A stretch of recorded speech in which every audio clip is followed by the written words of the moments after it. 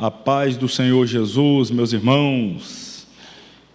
Quero louvar a Deus por mais esta oportunidade que o Senhor nos dá de nos reunir para estudarmos o nosso 8º módulo História da Igreja. Hoje a 3ª aula, também podemos dizer penúltima, na qual, com a ajuda do Espírito Santo, estudaremos o período da Igreja medieval e o período também da Reforma Protestante. A todos que estão nos acompanhando agora ao vivo, nossa saudação também de paz do Senhor Jesus.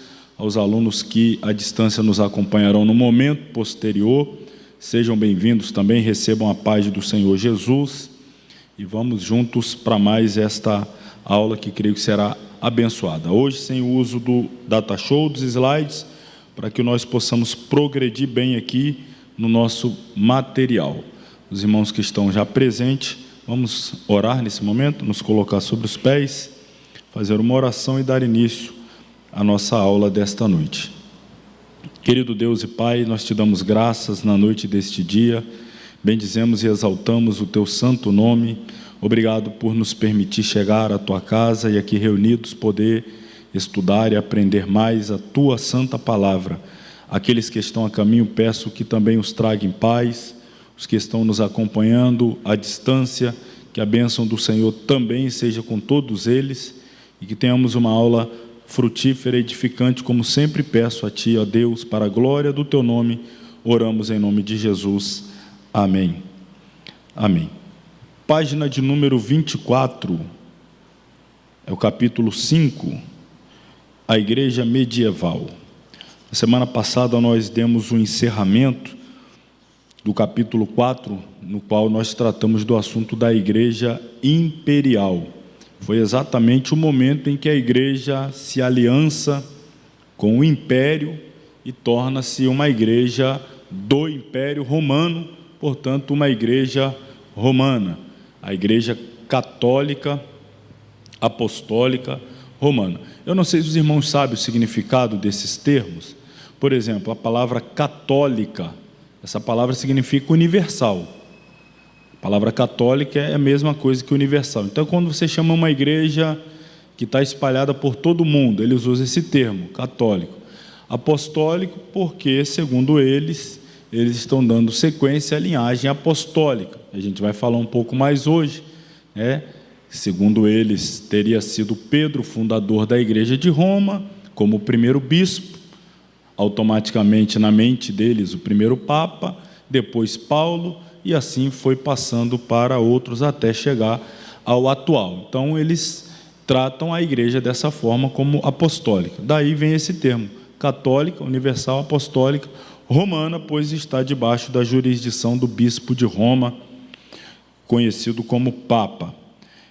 E aí, voltando, semana passada nós tratamos desse momento, do casamento, da união, e o quão prejudicial foi para a espiritualidade da igreja.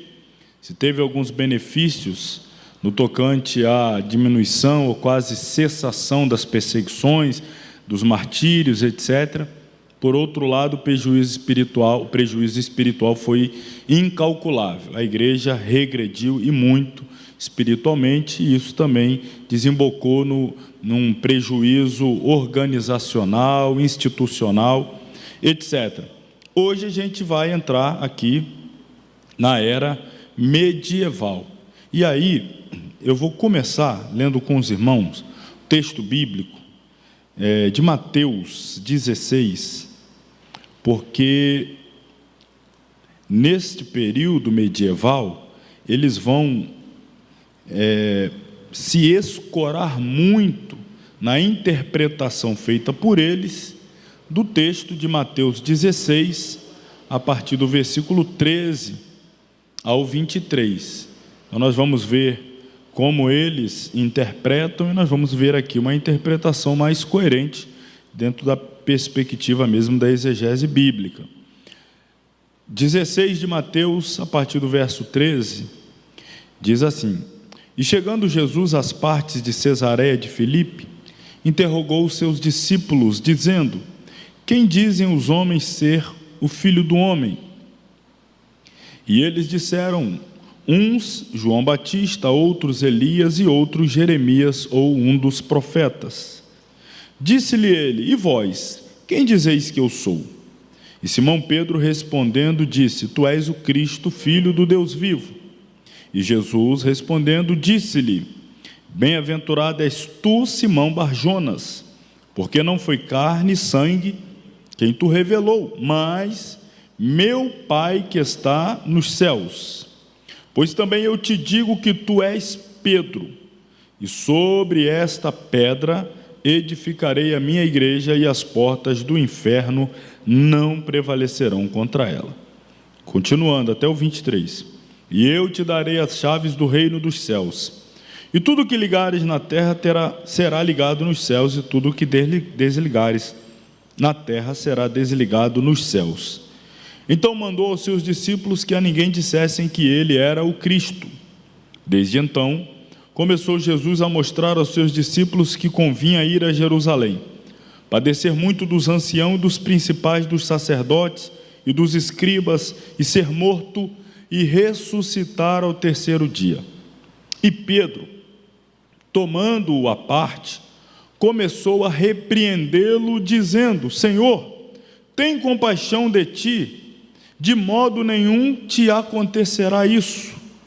Ele, porém, voltando-se, disse a Pedro: para trás de mim, Satanás, que me serves de escândalo, porque não compreendes as coisas que são de Deus, mas só as que são dos homens.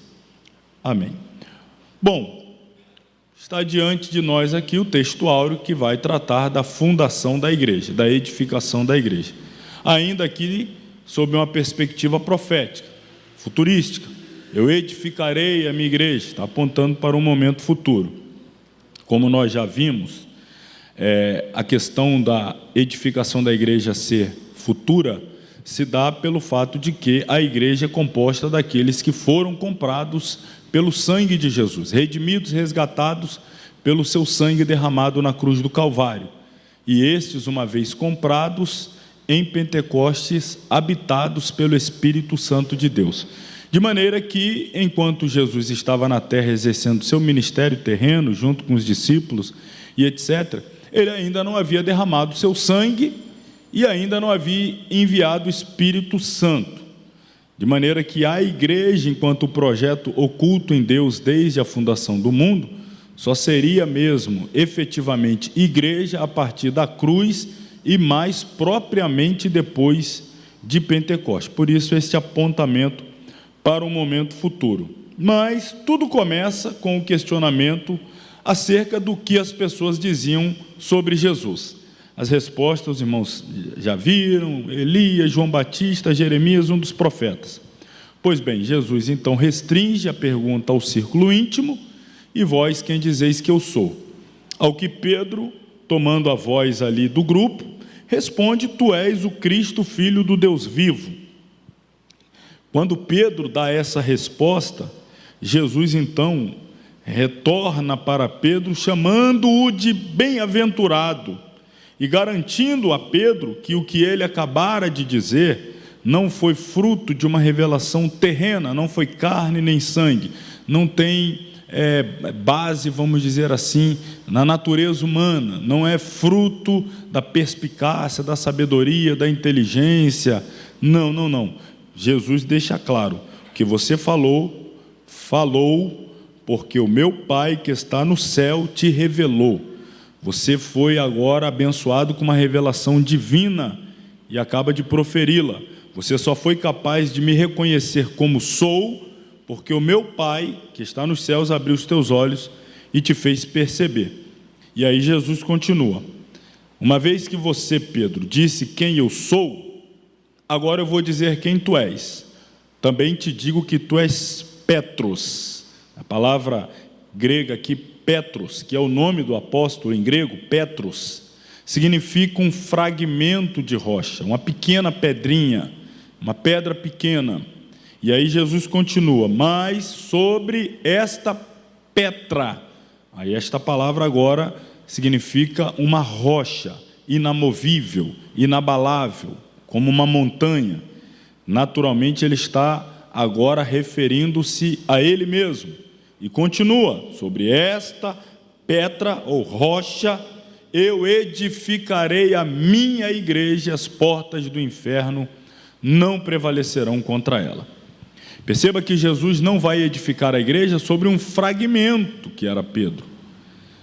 Todos os cristãos são chamados como pedras vivas, que formam este edifício chamado igreja, mas todas essas pedras, lembrando da construção lá da época mesmo bíblica, da época de Jesus, que era formado por pedras sobre pedra, o próprio muro das Lamentações, hoje que é o resquício do templo, ou o templo, pedras sobre pedras, mas a pedra sobre pedra, sobre pedra, sobre pedra, todas elas estavam sobre um fundamento. E aí é onde entra Jesus. O fundamento é Ele, a pedra angular é Ele, a rocha inamovível, inabalável é Ele. Todos os demais, seja quem for, seja Pedro, seja João, seja Tiago, seja Paulo, seja quem for, são essas pedras que estão sobre a rocha que é Jesus. Perceba, isso é importante, porque é aqui que a igreja vai se fundamentar, a igreja romana, para dizer que a pedra fundamental da igreja é Pedro, e que esta responsabilidade ele foi transferindo para aqueles que o substituíram.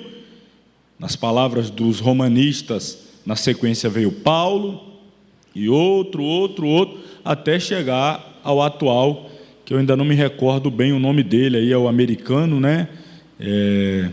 me fugiu mesmo o nome desse último, é tão recente, e ele é tão pouco midiático, os papas anteriores gostavam tanto de mídia. Esse é o Leão, quanto? Leão 14, é isso mesmo? Tem algum católico aí que possa nos confirmar? Seja como for, se estiver errado, não vai ter edição não, você sabe de quem eu estou falando. Não precisa a gente fazer muito malabarismo não, mas eu estou querendo dizer dessa linha sucessória aí, que eles apontam, e de maneira que o que eu estou querendo aqui construir é a revelação bíblica. E eu fui mais adiante porque quando Jesus disse que a igreja seria edificada sobre uma rocha, rocha esta, que impossibilitaria que as portas do inferno prevalecessem contra ela, imaginemos que esta rocha fosse Pedro, apenas imaginemos. E Jesus está dizendo: olha, a minha igreja vai estar sendo edificada sobre uma rocha que o inferno não será capaz de triunfar sobre ela. Só que a gente continua a leitura e percebeu que, em se tratando de Pedro, não levou mais do que alguns minutos para que esse já fosse um instrumento usado por Satanás, sendo repreendido pelo próprio Jesus. Então imagina se a igreja toda fosse edificada por alguém tão oscilante, tão inconstante, e aqui não estou fazendo juízo do valor do caráter de Pedro e depreciando, ele simplesmente é o retrato de todos nós. Ou quem de nós poderíamos ser a rocha sobre a qual a igreja estaria edificada? Nenhum de nós. Imagina essa responsabilidade. Se a gente, sem essa responsabilidade, sendo alvos de Satanás, estamos aí propensos a queda, erro, vacilar e precisar de socorro, imagina Jesus jogar no meu ombro e falar: agora você é a rocha, aí o diabo vir com tudo. Não teria como mesmo, só Jesus para suportar esta missão que é espiritualmente muito pesada. E aí, volto a dizer, quando Jesus revela, a partir daqui, olha o que diz o versículo 21, desde então, começou Jesus a mostrar aos seus discípulos. Até então, ele não havia mostrado claramente, mas desde então, ele passou a mostrar de forma assim mais explícita, que era necessário ir a Jerusalém. Para quê? Para que ele padecesse muito dos anciãos, dos principais dos sacerdotes, dos escribas, ser morto e ressuscitar ao terceiro dia. Olha, essa revelação clara, explícita, e que começa aqui e vai se desdobrando e se repetindo daqui até a crucificação, mas como está claro no texto, ela perdão, ela ganha mais tração aqui. Desde então ele começa a falar mais, com mais ênfase, com mais constância aqui. Ela está exatamente dentro do contexto que ele fala da fundação da igreja, porque a igreja e a cruz estão diretamente interligadas. Para que haja igreja tem que haver cruz. Se não houver cruz, não tem igreja, porque é na cruz que ele vai comprar a igreja, é na cruz que ele vai pagar o preço para o resgate da igreja, é na cruz que ele vai redimir os pecados daqueles que farão parte da sua igreja. Logo, se não houver cruz, não haveria igreja. Se não houvesse cruz, né, apontando para o passado, aqui para o pretérito, se não houvesse cruz, consequentemente não haveria igreja. E olha a proposta que Pedro vai fazer. Pedro, versículo 22 agora, toma Jesus à parte e começa a repreendê-lo, dizendo: Senhor, tenha compaixão de ti, de modo nenhum te acontecerá isso. Pedro está propondo a Jesus que ele evite o caminho da cruz. De modo nenhum te acontecerá isso. Não permitirei. Enquanto eu estiver aqui, não, o Senhor não vai à cruz. Negativo, de forma alguma. Aí, perceba, volto a dizer, sem cruz não há igreja. Jesus está falando: edificarei a minha igreja. Desde então ele fala da cruz. Aí o Pedro, que revelou que ele é o Cristo, está tentando tirá-lo do caminho da cruz. Consequentemente, está sendo aí uma pedra de escândalo, de tropeço, um empecilho, um impedimento, um embaraço. Essa palavra aqui, escândalo, essa palavra grega, que aqui está como escândalo, ela, na verdade, ela tem a conotação de uma pedra de tropeço no caminho. Como você está caminhando numa estrada, é aquela pedra que você tropeça, se machuca, cai e te impede de avançar, prosseguir no caminho. E Jesus está dizendo que Pedro está a serviço de alguém que quer fazer isso com ele. Pedro tomando a parte. Aliás, a gente leu aqui então 23, Jesus, porém, voltando-se, disse a Pedro: para trás de mim, Satanás, que me serve de escândalo, a pedra de tropeço. Por quê? Porque não entende as coisas que são de Deus. Você só entende as coisas que são dos homens. Como a igreja poderia estar fundamentada sobre alguém assim? E mais uma vez, não é aqui depreciando a Pedro, ele é o retrato falado de qualquer de nós. Qualquer de nós, com a mente humana. Eu não. A gente está falando antes da cruz, a gente está falando antes de Pentecoste, a gente está falando antes de Espírito Santo. Talvez você tenha uma mentalidade hoje, mas imagine você sem nada disso. Sem o sangue, sem a remissão, sem o resgate, sem o Espírito. Você vai entender de quê? Só entende das coisas que são dos homens. Porque é o Espírito de Deus que nos revela as coisas de Deus. Tanto é verdade que quando Pedro faz aquela revelação, Jesus diz o quê? Isso aí não é coisa de homem. Que você acabou de falar, isso aí não partiu de homem. Homem algum poderia ter dito o que você falou, não foi carne nem sangue. Você acabou de ser abençoado de uma forma que você não consegue nem compreender, mas o meu pai te deu uma revelação aí, Pedro, tremenda. Mas esse Pedro, às vezes eu gosto de falar assim, o Pedro, aqui ele lembra muito alguns crentes.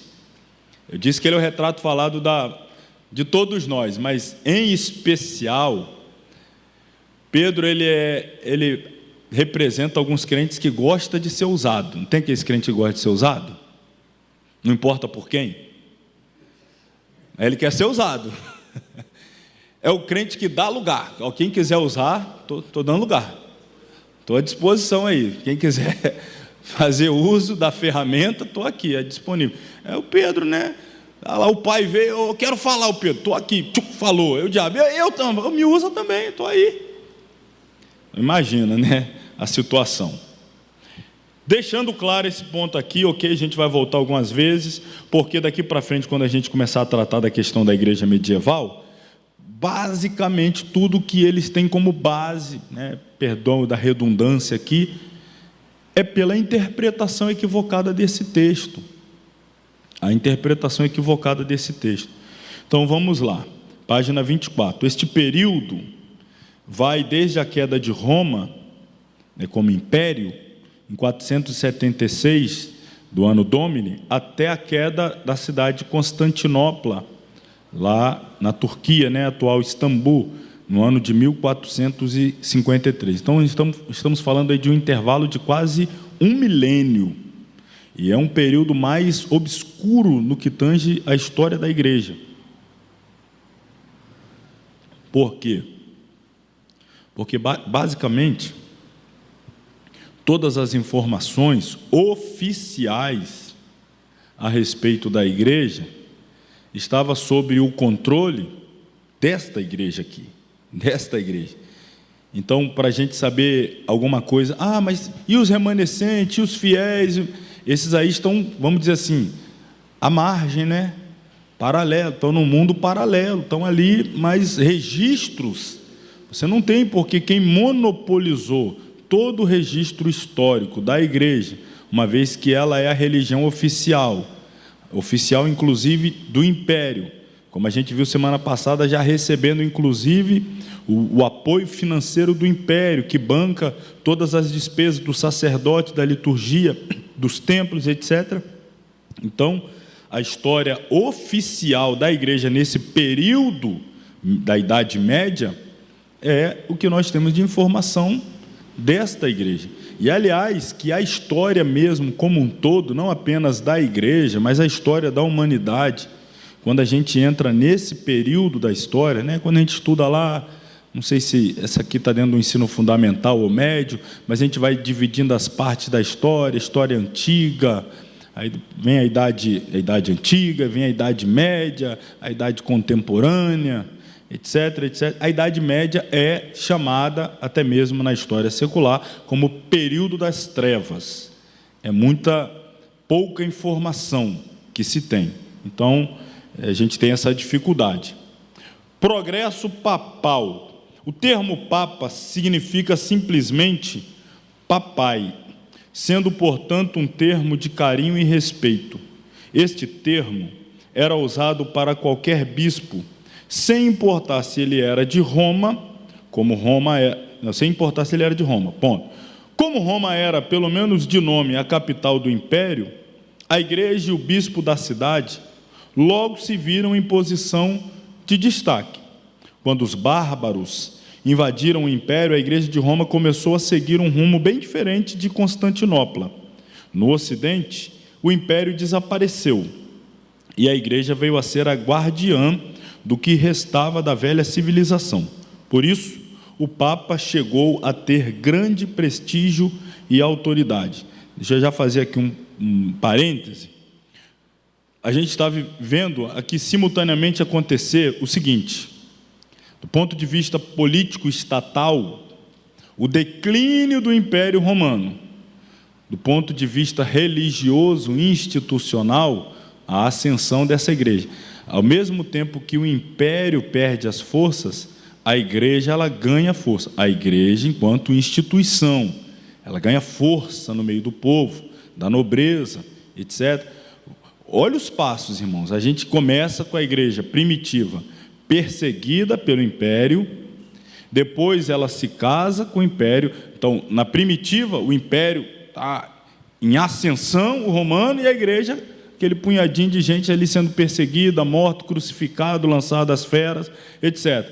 Depois há um casamento, uma aliança, como se disséssemos que estão no mesmo patamar. Depois essa reviravolta, o império começa a declinar, enquanto a igreja começa a ganhar mais projeção, inclusive em meio a toda a sociedade, força no meio da sociedade, mais influência até do que o próprio império. Isso vai começar a acontecer, e a gente vai ver isso como vai chegar lá na frente. Se começou com os imperadores tendo poder de indicar os papas, vai chegar o ponto em que os papas passam a ter o poder de indicar quem serão os governantes. O poder da igreja, ela assume uma proeminência maior do que do império. E se o imperador não tivesse o apoio da igreja, ele não conseguia ter um bom governo. Dependia da igreja para que houvesse uma estabilidade, um governo e tal. A gente está falando dessa transição aqui, que é complicada, mas nós não podemos deixar de passar por essa fase da igreja, porque aqui eu volto à nossa primeira aula. A gente está falando da nossa história, porque nós somos igreja. E quando se trata de história minha, sua, individual enquanto pessoa, ou agora enquanto igreja, para que nós não venhamos a cometer alguns erros hoje, a gente precisa ajustar o retrovisor e olhar lá no passado. Erros que foram cometidos e os prejuízos que trouxeram, para que agora, gente, por que eu vou seguir esse caminho de novo? De aliança com o Estado, de muita proximidade, de muita mistura. É claro, aqui a gente vai falar um pouco sobre a questão da cidadania da igreja, não deve deixar de exercer o seu papel de cidadão agora enquanto pessoas, não enquanto instituição, mas esse casamento, essa proximidade, isso sempre foi danoso para a igreja, a ponto de às vezes se confundir. Deixa eu seguir aqui, né? A gente vai chegar mais a esses pontos aqui. Porém, enquanto no Oriente duvidava-se de sua autoridade, em Roma e vizinhanças, esta autoridade se estendia até além, a autoridade se estendia até além dos assuntos religiosos.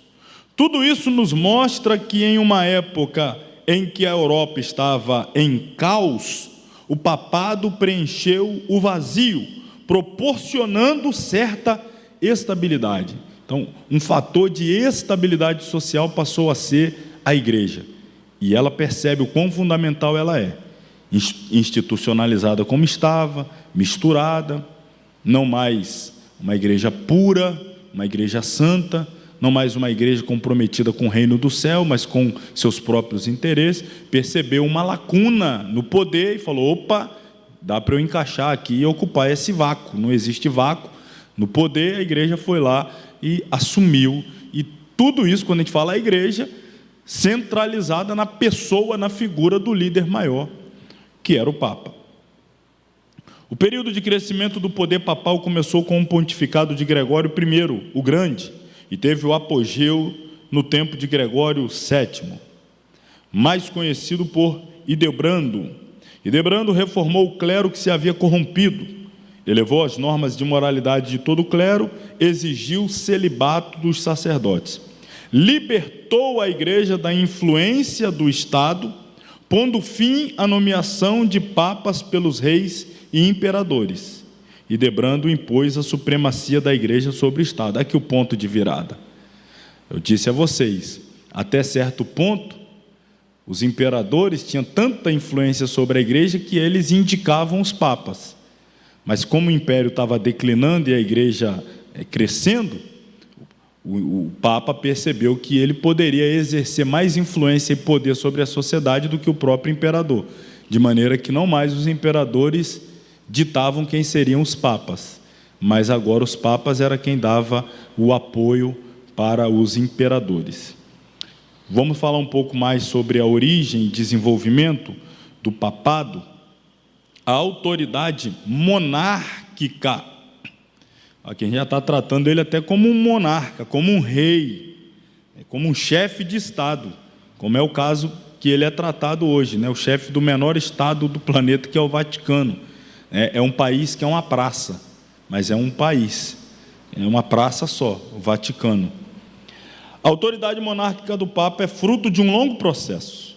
De um bispo igual aos outros, o de Roma passa a ser o primeiro entre os demais e finalmente cabeça incontestável da igreja. Vários papas de grande envergadura, dos quais aqui nós podemos citar Inocêncio, Celestino, Leão I, 440 a 461. O Leão de hoje é quanto já? 14, que era o primeiro ainda, lá em 440 e até 461, 21 anos, né, aproximado aí de papado. E Gregório. Então, esses aqui são o dessa primeira época. Só lembrando mais uma vez, a gente tratou semana passada, que essa questão dos bispos, até aí a questão dos bispos, está dentro da organização institucional. Eu vou usar melhor o termo, organização eclesiástica, melhor do que institucional, que está estabelecido na Bíblia e que a gente encontra nas epístolas pastorais, dirigidas por Paulo tanto a Timóteo quanto a Tito, orientando-os a colocar de cidade em cidade bispos. E aí eu expliquei semana passada que o bispo era como se fosse um superintendente, ou, comparando algumas cidades, que talvez no estado do Espírito Santo não teríamos cidades que pudessem ser comparadas como em outros estados, como Bahia, Santa Catarina, onde você tem um pastor responsável por toda a cidade. Esse seria o bispo. E aí ele vai colocando presbíteros para responder a ele nas congregações, né? Então, isso já existia. Paulo já havia estabelecido um bispo em Éfeso, um bispo em Creta, um bispo em Chipre, um bispo em Filipe, etc. E aí ia tendo os presbíteros, que eram os obreiros auxiliares. Quando a igreja passa dessa era apostólica para a patrística, falamos semana passada, 5 bispos tinham muito destaque no cenário da igreja. Eram eles, até anotei aqui, os bispos de Jerusalém, o bispo de Antioquia, lá na Síria, igreja, né, responsável pelas primeiras viagens missionárias, o bispo de Alexandria, cidade no norte do Egito, continente africano, o bispo de Constantinopla, a cidade que foi fundada por Constantino, para onde ele transferiu o império depois da sua fundação, e, naturalmente, o bispo de Roma. Então, Alexandria, Antioquia, Jerusalém, Constantinopla e Roma. Esses 5 tinham aquela disputa interna de qual deles era o mais poderoso, mais influente, o que tinha ou deveria ter a proeminência. E nessa briga interna, Roma levou a melhor, exatamente com o fundamento que usavam para a defesa de que a igreja de Roma tinha se estabelecido sobre os apóstolos Pedro e Paulo. Tanto é que lá existe a Basílica de São Pedro, São Paulo, na Praça do Vaticano tem 2 estátuas enormes de Pedro e Paulo, e eles dizem, inclusive, que restos mortais de ambos estão lá. Quem vai visitar, tem os restos dos santos, estão lá, segundo eles. Então, com essas histórias, então a gente tem a primazia. Ganhando esse destaque o bispo de Roma, depois, então, decidiu-se que ele tinha, inclusive, o direito de exercer a primazia sobre todos os demais bispos, chegando a esse título que nós hoje temos como Papa, não é? Seguindo aí, lá em cima, página 25, até Constantino, os antigos autores católicos, insistem que a igreja de Roma foi fundada por Pedro e que teve uma linha de papas, vigários de Cristo. Vou falar já o que significa essa expressão, vigários de Cristo desde então. Oscar Cumann, teólogo protestante, examina detalhadamente a questão de Pedro ter estado em Roma, conclui que estava lá e lá foi martirizado. Nega, entretanto, que tenha fundado a igreja ou passado seus direitos aos bispos subsequentes. A lista dos primeiros bispos consta desde os nomes Lino, Cleto ou Anacleto, Clemente. O Clemente ainda está aí no primeiro século, 91 a 100, Evaristo, Alexandre, Sisto I, Telesforo, Higino, Pio. Enfim, essa lista é para quem está pensando em ter filho, olhar com carinho, né?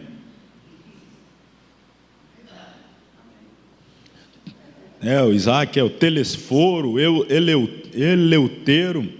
A varoa ela vai gostar, leva para ela os nomes aí, ela vai concordar. O que eu quero aqui destacar a questão do vigário de Cristo. Essa palavra vigário é dentro da teologia, dentro da soteriologia, a doutrina da salvação. A gente ouve muito falar de sacrifício vicário. O que é a palavra vicário? É uma palavra teológica que, resumindo, significa substitutivo. O sacrifício vicário é um sacrifício substitutivo. Então, eu sou o pecador e o salário do pecado é a morte, então quem deveria morrer naturalmente seria eu. Mas uma vez que Jesus vem e assume os meus pecados, ele sofre o sacrifício no meu lugar. A este sacrifício nós chamamos de sacrifício vicário ou substitutivo. Já havia sido estabelecido por Deus na antiga aliança com os animais, lá os cordeiros, essa substituição. Muito bem. Se há um sacrifício substitutivo, há um substituto. Então, o substituto é o vigário. Jesus, ele nos substituiu. E aí, olha o que os papas dizem. Eles dizem que, quando Jesus ascendeu ao céu, ele transferiu a Pedro o direito de ser o vigário geral, ou seja, o representante legítimo de Cristo na terra. Pedro passa para Paulo, que passa para Leão 14.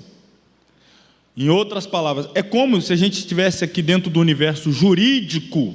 Agora, dentro do universo jurídico, alguém fizesse uma procuração, né? Eu faço aqui uma procuração para o evangelista Marcos: eu vou viajar semana que vem, tá? Estou indo para a África, é verdade. Vou deixar aqui uma procuração, as contas que aparecer você paga, os pepinos aí, você responde por mim. No caso de Jesus, ele não deixou pepino nenhum, ele deixou as bênçãos, né? A autoridade. Mas aqui eles estão alegando, voltando a essa questão jurídica, que Jesus transferiu ao bispo de Roma esse direito de ser o representante dele na terra. E isso aqui, irmãos, é usurpar duas coisas. Primeiro, para que vai ter um outro vigário, um outro representante, se o sacrifício de Cristo tem valor eterno? Não precisa de ser substituído. Você perceba que a centralidade do poder na mão dos bispos, para que você tenha perdão, precisa passar por eles. Confissão, as sentenças, penitência. A gente vai perceber, olha como é que começa pequeno, mas a gente vai perceber a evolução disso, a ponto de terem que pagar somas vultuosas de dinheiro para que o Papa liberasse o perdão. Se ele não libera, você vai para o purgatório e de lá para o inferno.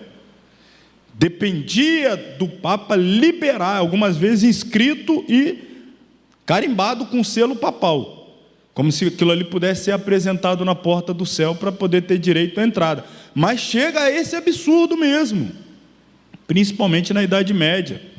Você vai entender que é um período que ninguém tem acesso à Bíblia.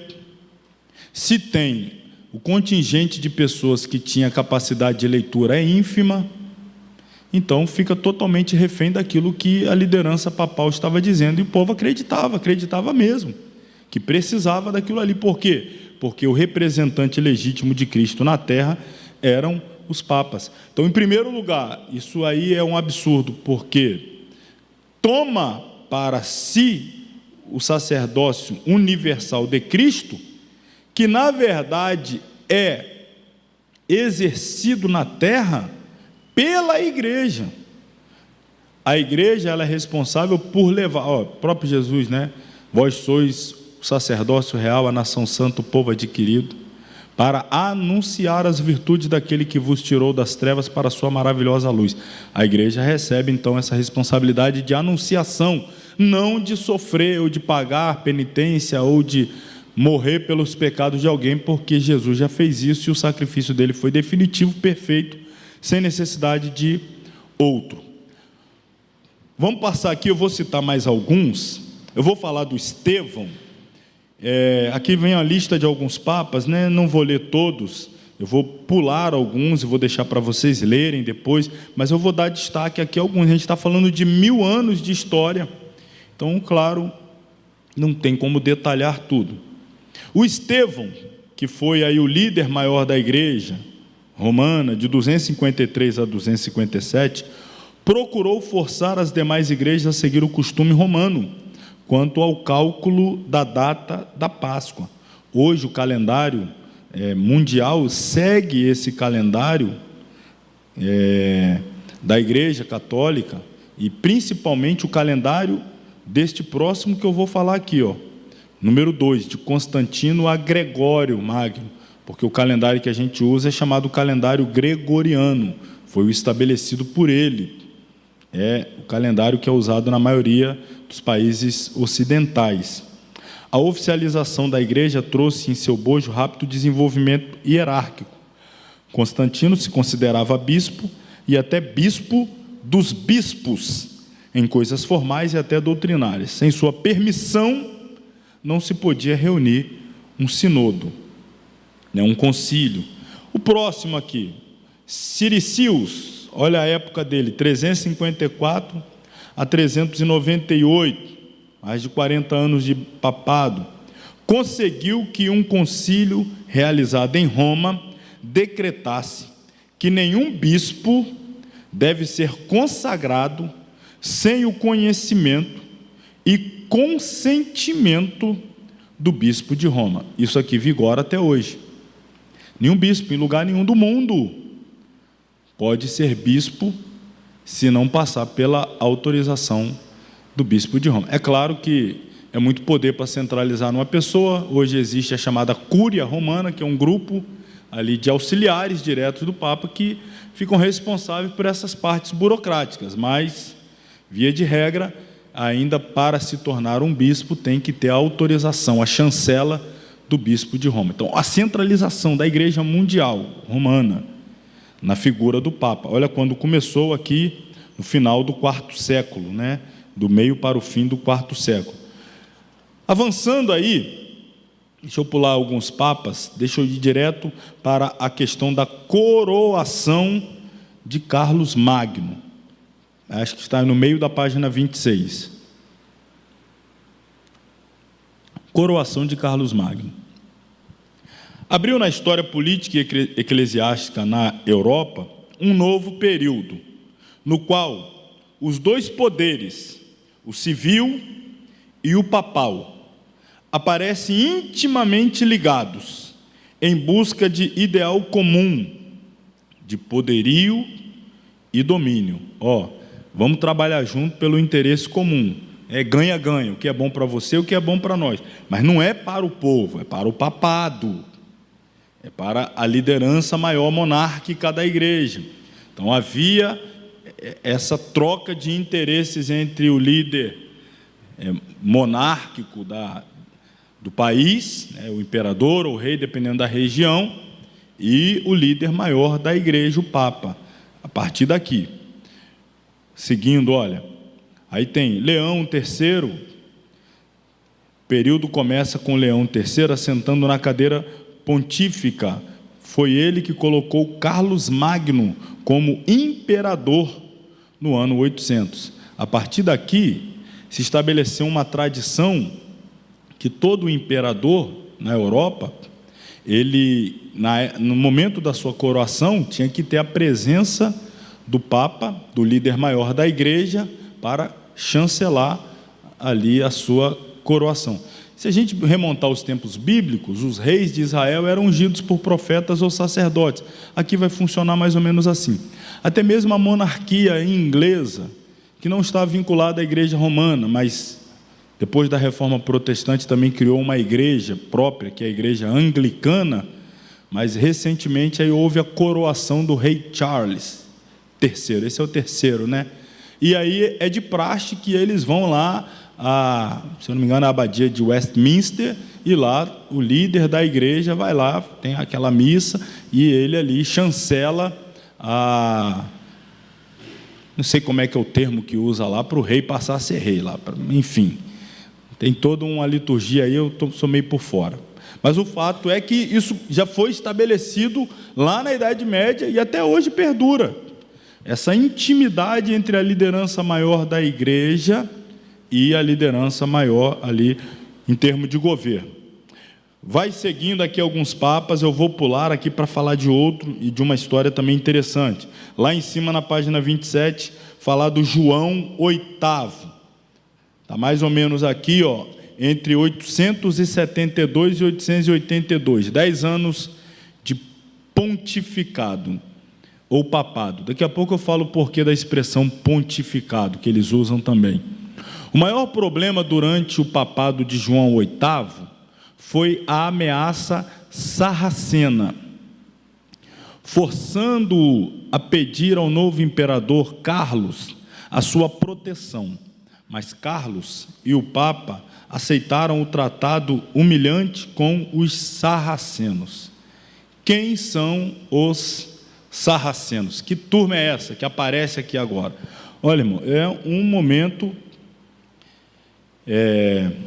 como eu digo assim, a Idade Média, muitas confusões, muito do que a gente vê hoje eclodiu lá, e às vezes a gente não tem muito esse costume de ficar voltando na história, estudando. Eu estou tentando aqui um resumão, porque é muito tempo de história, mas esse ponto aqui é importante. Quem eram os sarracenos? Sarracenos eram como eram chamados na Europa, principalmente ali, dentro mesmo do Império Romano, os árabes, eles eram chamados assim, sarracenos. E principalmente esses aqui, que já estavam invadindo a Europa, olha quando estamos falando de invasão na Europa, e tomando todo o Oriente Médio, inclusive Jerusalém. É nesse período aqui que há uma invasão maciça de árabes em Jerusalém.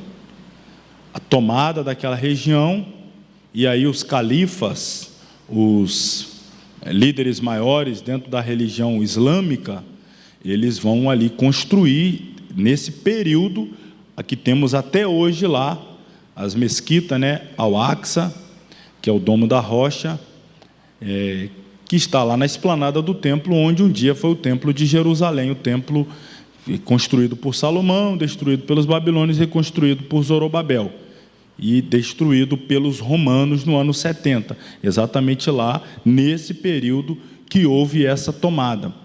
A partir daqui, nós vamos ter uma sequência de guerras, literalmente, guerras mesmo, derramamento de sangue, brutalidade, espada, entre a igreja e os árabes para tentar a retomada daquela região. Você perceba que essa conversa de guerra lá, não é agora não. Aqui já havia guerra sangrenta.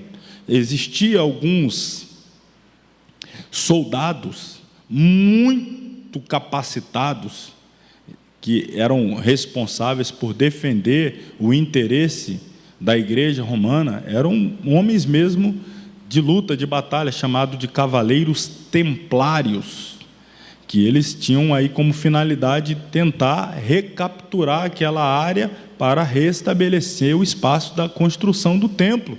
Olha, desde quando estamos falando desse assunto, que vigora até hoje, tentando retomar, recuperar aquela área. Nesse período aqui já havia, mas não teve sucesso. Vamos avançar aqui, lá, vou dar um pulo aqui, vou lá, não,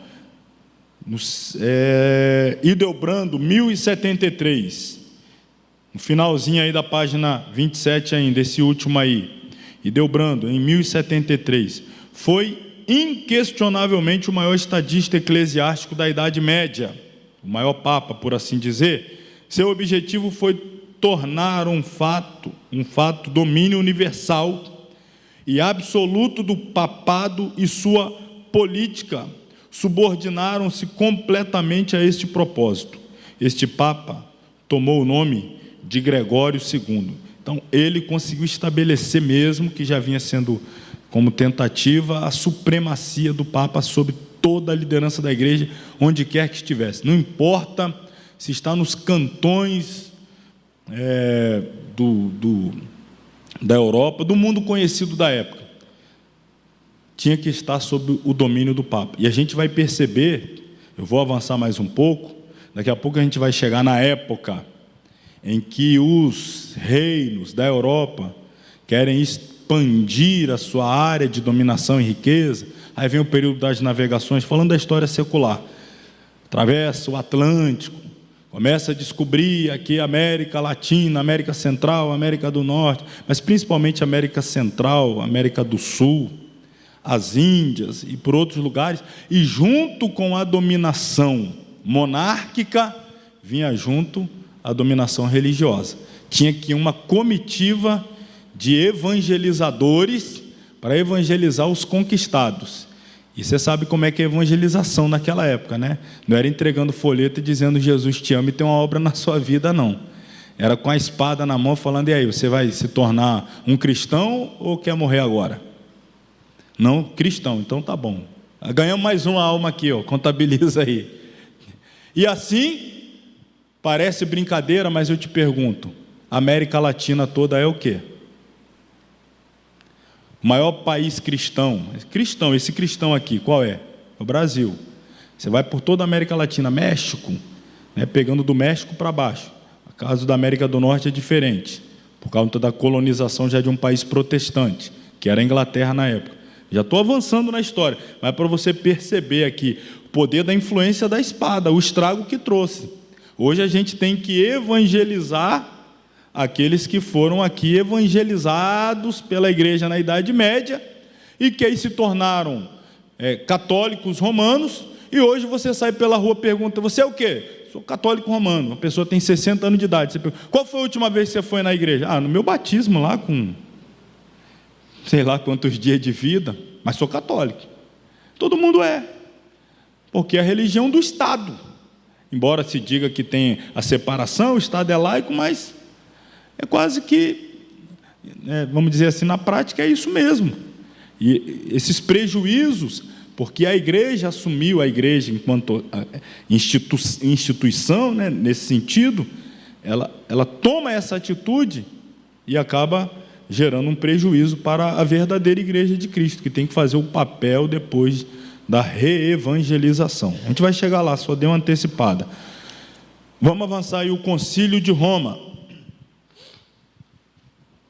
A nomeação do Papa pelos bispos, cardeais, sancionada pelo clero. Em segundo lugar, nenhum oficial da igreja, sob pretexto algum, pode aceitar benefício algum de qualquer leigo ou ser chamado a contar ou dar conta à jurisdição. Isso aqui é um pouquinho menos interessante. Passando aí para o Inocêncio III.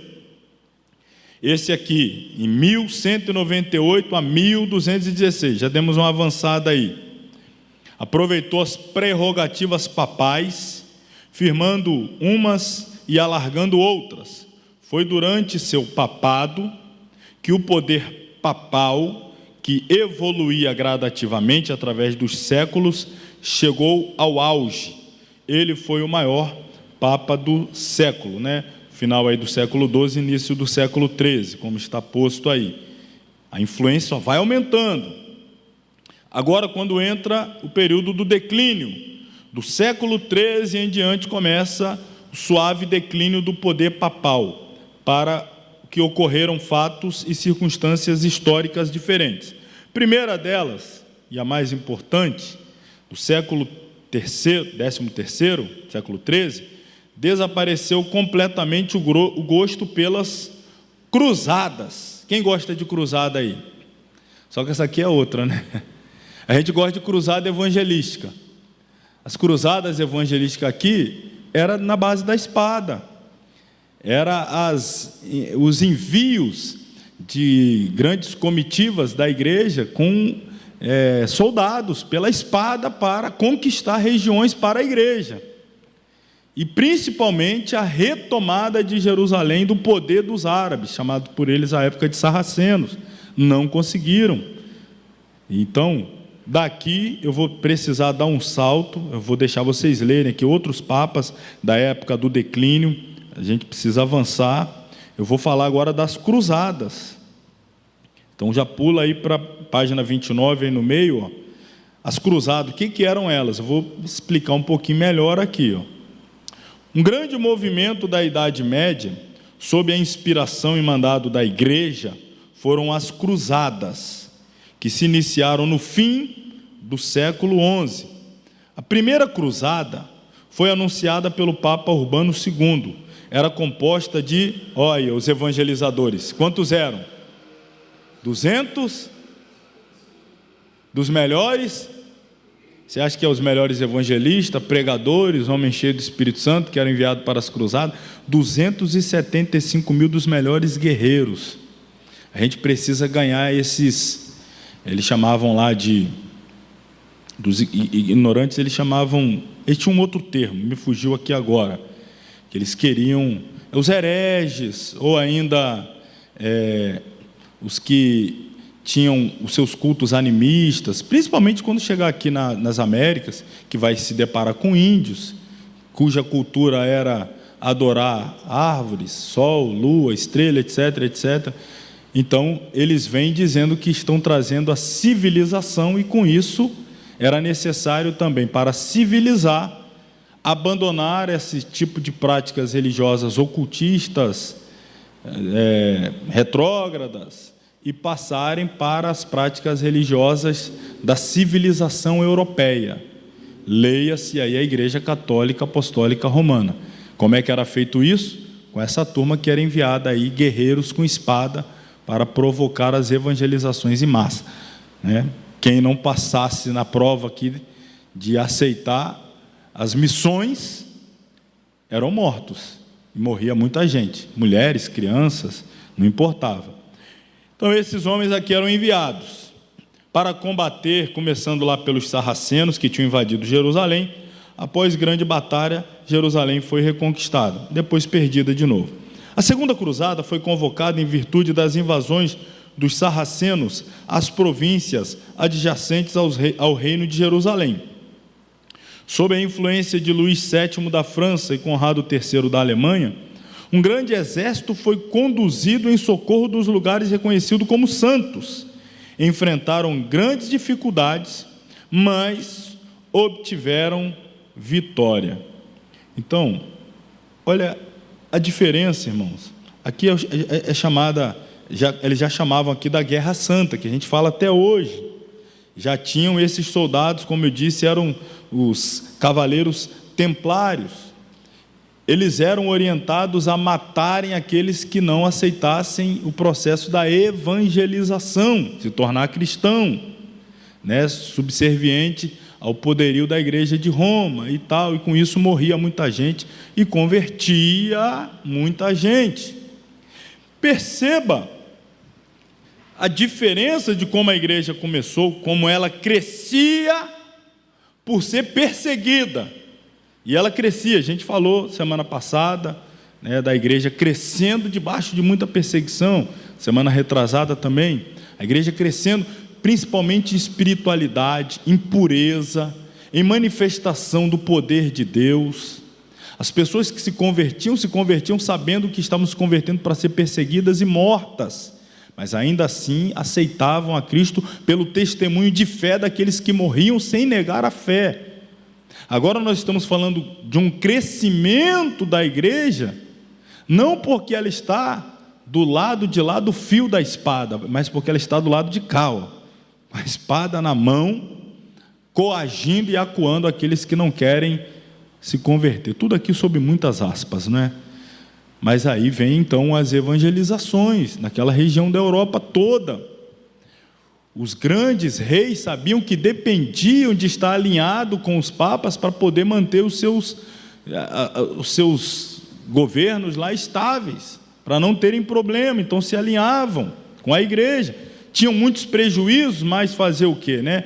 Perde-se aí os anéis para se manter os dedos, fazia esses acordos.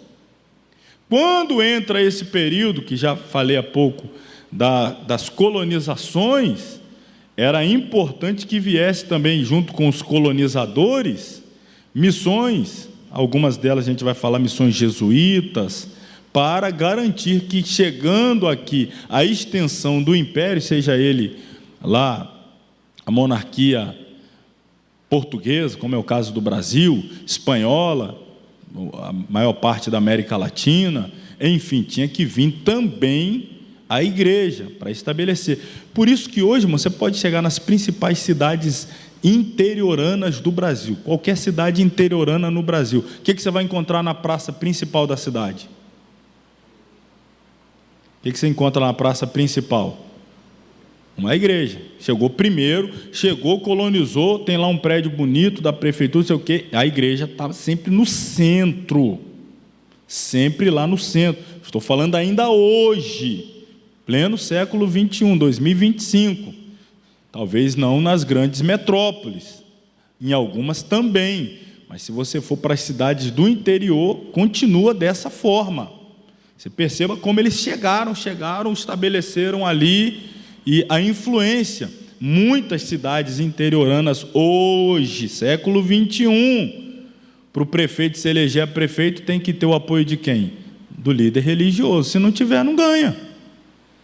Se o líder religioso católico lá não der o apoio, não ganha. Isso tudo se estabelece aqui, com esse sistema aqui chamado de cruzadas. Vou dar mais um salto aí, irmãos. Agora nós vamos falar do desenvolvimento da vida monástica. Porque eu leio um pouquinho, dou essa explicada, e aí depois a gente vem o período aqui dos papas que deram sequência a tudo isso que a gente está falando. São 1000 anos de história, não vale a pena ler tudo isso aqui, pelo menos aqui na aula. Eu recomendo que os irmãos leiam, os alunos, inclusive os que estão nos acompanhando, depois leiam. Desenvolvimento da vida monástica. Este movimento desenvolveu-se grandemente na Idade Média, entre homens e mulheres, com resultados bons e maus. Com o crescimento dessas comunidades, tornava-se necessária alguma forma de organização, de modo que, nesse período, surgiram 4 grandes ordens. Estamos falando aqui de vida monástica: os monastérios, os lugares onde ficavam aqueles que achavam que tinham vocação religiosa, não queriam ser camponeses, não queriam trabalhar, já entrando na época da burguesia, não queriam trabalhar no comércio, sentiam que tinham vocação para a vida religiosa. Então, muitos deles iam para mosteiros, ser padres, ser frades, as mulheres serem freiras, trabalhar ali para Deus, né? Assim diziam. Então, estava debaixo da jurisdição da Igreja Romana. Como é que se levantava recurso para sustentar tudo isso? Daqui a pouco a gente vai entender também qual era, entre tantas fontes de recurso, uma das principais que tornou a Igreja Romana uma igreja tão opulenta e rica no mundo inteiro, né? Se eles dizem que o fundador foi Pedro, definitivamente não podem mais falar o que Pedro disse na Porta Formosa. Lá disse Pedro que não tinha prata nem ouro, mas tinha poder, né? Hoje a Igreja Romana, a gente tem bastante prata e bastante ouro, mas o levanta e anda ficou para trás há muito tempo. Então, aqui vem algumas ordens monásticas, né, que ainda existem. A primeira delas, os beneditinos, fundada por São Bento. O Papa, 2 papas para trás, aí, o anterior foi o Francisco, antes dele o alemão, né, o Ratzinger, tomou o nome de Bento, né, Bento XVI, vem dessa ordem aqui. Essa ordem tornou-se a maior de todas as ordens monásticas da Europa. Suas regras exigiam obediência ao superior do mosteiro, a renúncia a todos os bens materiais e bem assim a castidade pessoal. Até hoje, os sacerdotes romanos, sejam eles quem forem, eles fazem alguns votos para poder seguir a carreira de sacerdote romano, seja lá um paroco, um padre, vai chegar a ser um bispo, enfim, subir na carreira eclesiástica romana, eles têm que fazer alguns votos. Dentre eles, eu destaco aqui 2, que é o celibato e o voto de pobreza. Celibato e voto de pobreza. O celibato é o quê? Ele não pode se relacionar, se casar, ter filho, ele tem que viver exclusivamente para a igreja e não possuir, dar sequência à família. E voto de pobreza, ele não vai ter recurso em seu nome, dinheiro, conta bancária e tal, vai ter um bom sustento, uma boa vida pela igreja, mas ele não vai poder, ter um patrimônio pessoal grande. Então, perceba como é que a coisa fecha. A maioria, na Idade Média principalmente, que eram designados para ter essa vida religiosa, eles não eram tirados lá das camadas mais pobres da sociedade, até porque eles nem sabiam ler, eles já tinham que ter uma pequena instrução. Então, ou eles vinham da nobreza, eram filhos de nobres, ou eles vinham pelo menos já na época depois do surgimento da burguesia, já vinha ali de burgueses que eram o que hoje chamaríamos de empresários, profissionais liberais, que tinham lá também seus bons recursos financeiros. Então, pensa numa pessoa que está saindo dessa camada da sociedade, os pais dele vai e o manda para a vida monástica, o manda lá para que ele vá servir a igreja. Ele faz o voto de pobreza e de celibato. Quando seus pais morrem, a riqueza dos pais é transferida para ele. Se ele fez voto de pobreza, a riqueza dele tem que ser transferida para quem? Para a igreja. Ele não vai casar, não vai ter filho, não vai passar para a posteridade, a riqueza fica com quem? Então, todos esses que eram levados para lá, eles vinham trazendo toda a riqueza e ela ficava com a igreja.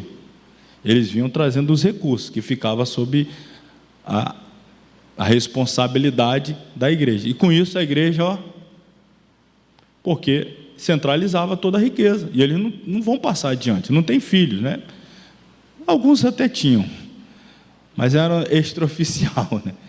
Não era oficial. Bom, a ordem outras ordens aqui, uma ordem importante aqui, os franciscanos, né? O Papa anterior aí era dessa ordem também franciscana, o argentino lá, o Bergoglio, né? Fundada em 1209 por São Francisco de Assis, tornou-se a mais numerosa de todas as ordens. Por causa da cor que usavam, tornaram-se conhecidos como os frades cinzentos. Esses aqui tinham votos de pobreza mesmo fortíssimo. Outro aqui são os dominicanos, ordem espanhola, fundado por São Domingos. Em 1215, os dominicanos e os franciscanos diferenciavam-se das outras ordens, pois eram pregadores, iam por toda parte fortalecendo a fé dos fiéis. Aí segue aqui mais algumas informações sobre esse período aqui do desenvolvimento da vida monástica. Mas para a gente já caminhar para o fim desse capítulo, mais um pulo aí, vamos falar do início da reforma.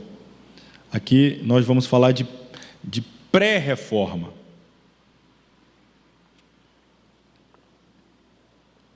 Porque pré-reforma, aqui começa um sentimento muito grande de insatisfação pela forma como as coisas estavam sendo conduzidas pela liderança da igreja, por pessoas de dentro, mas não é membros da igreja. Não estou falando lá, né, do paroco, do fiel lá da ponta, não, estou falando ali de professores, de seminaristas, né, de monges, de padres, de alguns bispos, que tinham alguma fagulha de espiritualidade e não concordavam como as coisas estavam se desenrolando dentro principalmente pela administração da igreja romana, da cúria romana. Então a gente chama esse momento aqui, esse movimento de pré-reforma, porque é como João Batista preparando o caminho para Jesus. Aqui são pré-reformadores que preparam o caminho para os reformadores.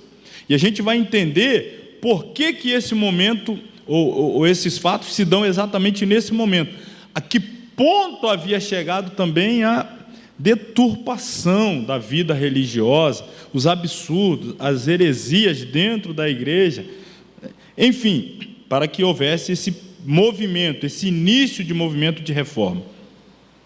5 grandes movimentos de reforma surgiram na igreja. Contudo, o mundo não estava preparado para recebê-los, de modo que foram reprimidos com sangrentas perseguições. Então, é por isso que eu estou chamando de pré-reformadores. Eles já tentaram, eles forçaram a porta, mas não conseguiram derrubá-la. Mas eles deixaram, vamos dizer, ela aí já ali balançando para que os reformadores viessem depois e conseguissem derrubar. Esses pré-reformadores aqui, começando pelos albigenses, puritanos, surgiram em 1170 no sul da França. Esses aqui rejeitavam a autoridade da tradição, distribuíam o Novo Testamento, opunham-se às doutrinas romanas do purgatório, opunham-se à doutrina da adoração a imagens e às pretensões sacerdotais. Eles eram críticos de dentro, até porque é necessário que se entenda que a reforma, o objetivo da reforma não era fundar uma nova igreja, mas era reformar a igreja, era consertar a igreja. Então havia essa insatisfação interna e esse combate ali, essas críticas, esses embates teológicos e tal. Eu concordo com isso, não concordo, está errado, não está na Bíblia e tal, não, mas é a tradição da igreja, e a tradição da igreja está acima da Bíblia. E então havia esses embates, que eram pessoas que intentavam consertar a igreja, reformá-la, colocá-la de volta no eixo, né, na rota correta. Mas eles se levantavam como pregos que se destacavam, e aí vinha um martelo e toma. E era o que ia acontecendo com esses pré-reformadores, até que o movimento ganhou corpo e a insatisfação também ganhou ali o apoio popular. E aí a igreja não teve mais como impedir esse grande movimento da reforma. Mas veja aqui, já tinha gente dentro da igreja, no alto clero, que discordava dessa história de purgatório. Vocês sabem o que é purgatório? Não é onde o pessoal faz coleção de purga, não. Purgatório. Purgatório era, eles diziam o seguinte: quando a pessoa morre, vai para onde? Vai para o céu ou para o inferno? Não, calma, vamos com calma. Vai para o purgatório, que é um lugar de purgar, ou penitenciar ainda alguns pecados. É um lugar intermediário de purificação. Sendo assim, os que têm pouco pecado, dá uma purificada ali e sobe para o céu. Tem uns que têm mais pecado, fica mais tempo no purgatório, purgando, para depois seguir o seu caminho para o céu. Tem uns que vai ficar muito tempo no purgatório, mas ainda tem jeito, e depois vai para o céu. Mas tem uns que o purgatório não dá jeito para ele não, é direto andar de baixo. Não existe essa doutrina na Bíblia, não existe essa história. A Bíblia diz que depois da morte segue-se, não tem negócio de ficar esperando, purgando, pagando os pecados depois. Mas por que é conveniente à igreja, era e é ainda conveniente à igreja romana essa doutrina que eles criaram, que não tem base bíblica, mas eles criaram? Por que era conveniente? Vocês já vão perceber. Passando aqui os valdenses, John Wycliffe, outro aqui pré-reformador extraordinário, existem comentários bíblicos dele até hoje, nascido em 1324, recusava-se a reconhecer a autoridade do Papa e opunha-se a ela. Não tem essa história de o Papa é infalível, não admito. Ele se opunha, era um crítico, isso lhe trouxe problema. Ele era contra a doutrina da transubstanciação. Que doutrina é essa? É a que pregava que o pão e o suco de uva, depois de ourados, não passavam apenas a representar o corpo e o sangue de Jesus, mas literalmente se transformavam no corpo e no sangue. Essa era a doutrina da transubstanciação. Nós acreditamos na consubstanciação, que é a representação. Não é literal. O pão não se torna literalmente o corpo. Não somos canibais, comedores do corpo de Jesus. Mas este pão simboliza o meu corpo. Este suco simboliza, representa. Mas a igreja dizia que se transformava. E que para entrar no céu tinha que participar. E quem tinha um monopólio? Era a igreja. Então tinha que passar pela comunhão para poder ter direito. Só assim acessava o céu. Então ele era contra. Traduziu o Novo Testamento para o inglês e seus seguidores foram exterminados por Henrique V. Depois desse vem John Hus, outro grande pré-reformador. Nascido em 1369, foi um dos leitores de Wycliffe. Pregou as mesmas doutrinas e especialmente proclamou a necessidade de se libertarem da autoridade papal. Foi excomungado pelo Papa e então se retirou para algum esconderijo desconhecido.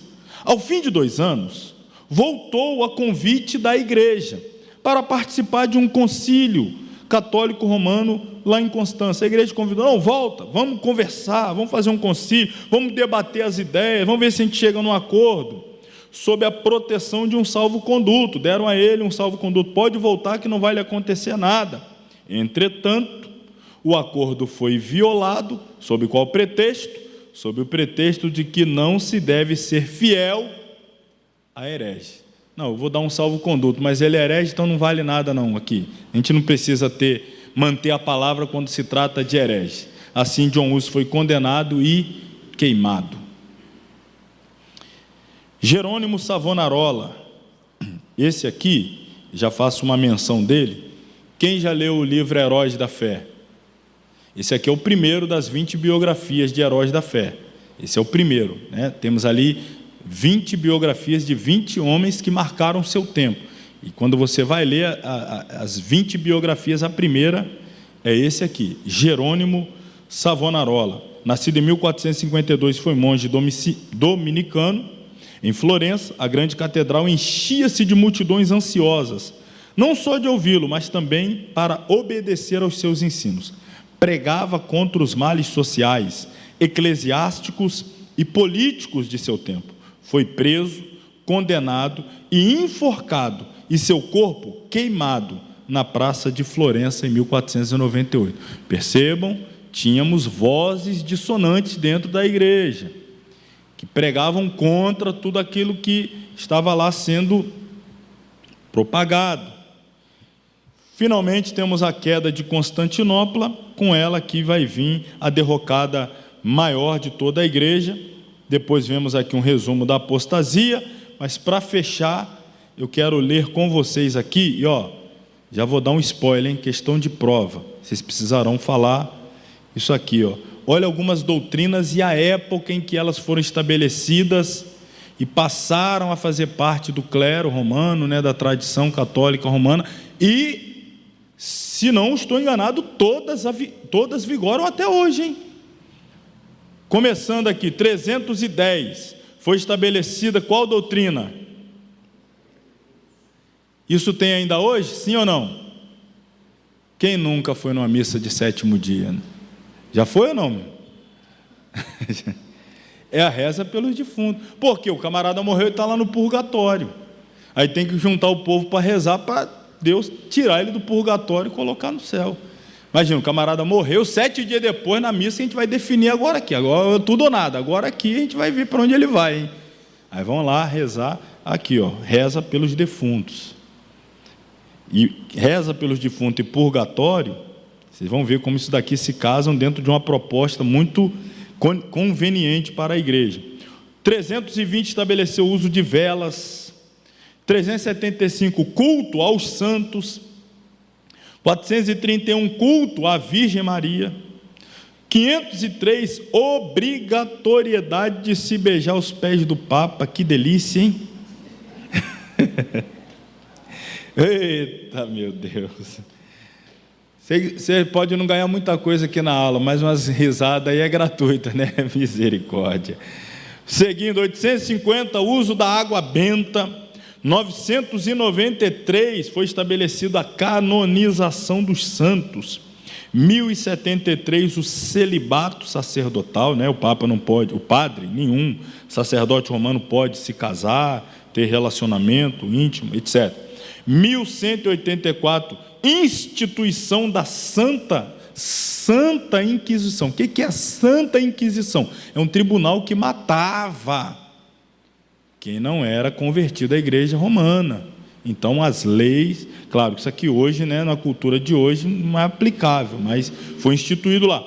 1090 estabeleceu o quê? Venda. O que era a venda de indulgências? Eram documentos assinados pelo Papa absolvendo pessoas dos seus pecados, inclusive mortos. Já morreu com tanto pecado. O Papa vai lá, está absolvido.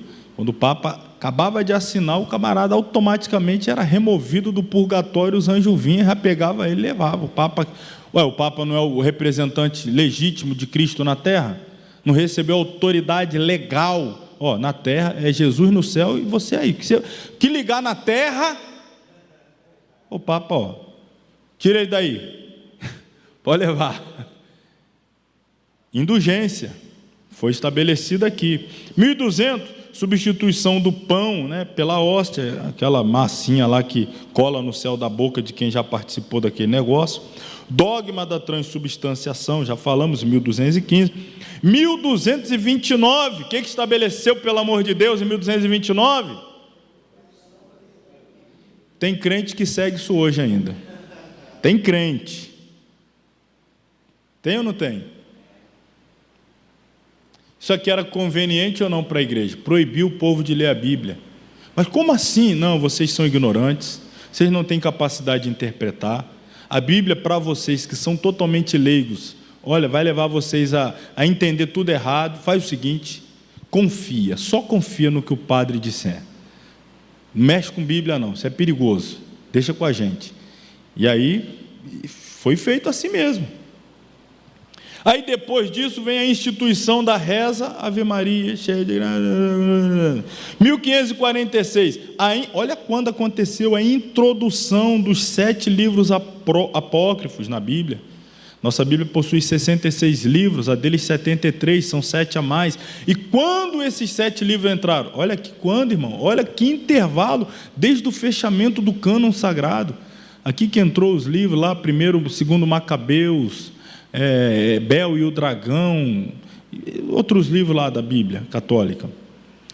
1870, o que estabeleceu? O dogma da infalibilidade papal. O Papa não falha, não erra.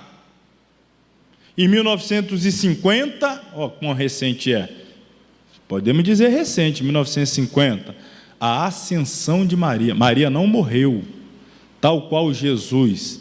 Jesus morreu e ressuscitou, e depois ele foi assunto ao céu. Maria também foi assunto ao céu. E já chegou lá, já sentou lá do lado de Jesus, e hoje, para você alguma coisa, você já pede a mãe que o filho dá. Não é essa a história? Pede a mãe que o filho, porque ela também está lá, não morreu, etc. Tudo isso foi estabelecido nessas datas aqui. Vamos falar então agora da época da Reforma, que vai desde a queda de Constantinopla até o fim da Guerra dos 30 anos, em 1648. Começando lá na Alemanha, até porque Martinho Lutero era alemão. Neste período de 200 anos, o grande acontecimento foi a Reforma, iniciada na Alemanha. Teve como resultado o estabelecimento de igrejas nacionais, que não prestavam obediência nem fidelidade a Roma.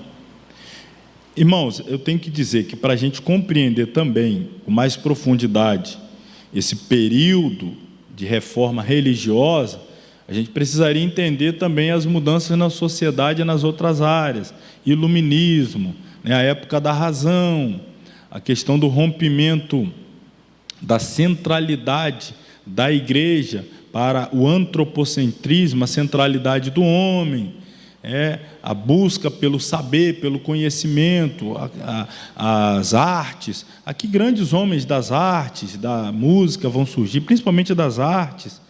Então todo esse movimento está se espalhando pela Europa, e isso acaba também afetando a igreja. O enfraquecimento da monarquia, o surgimento da burguesia. Era interessante para os burgueses ter uma religião que não fosse atrelada ao papado, tendo que transferir para ele a riqueza, mas um movimento.